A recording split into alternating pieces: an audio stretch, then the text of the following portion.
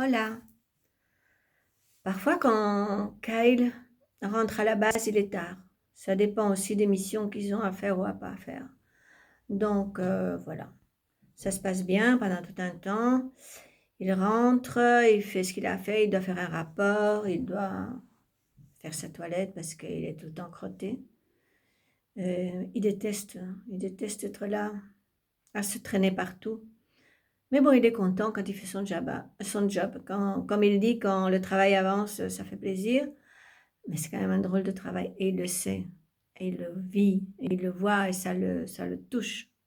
Parce que c'est quand même un être humain, même si son travail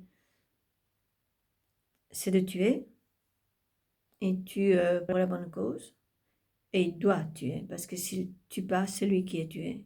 Voilà, c'est comme ça. À la guerre, c'est comme ça. Donc c'est celui qui tire le premier qui s'en sort.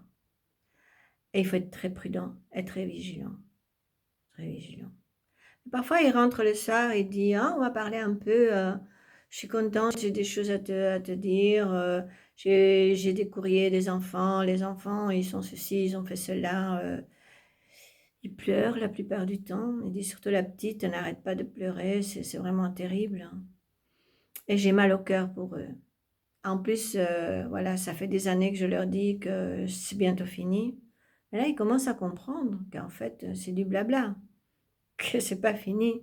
Mais quand les enfants disent: «Ah papa, s'il te plaît, viens, viens, on a besoin de toi, j'ai besoin d'un câlin, j'ai mal, ici, je suis tombée, je me suis fait mal au bras, le genou, regarde, j'ai le genou en sang».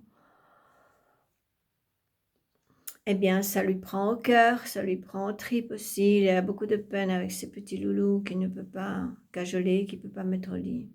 C'est dur la vie pour Kyle aussi. Ciao.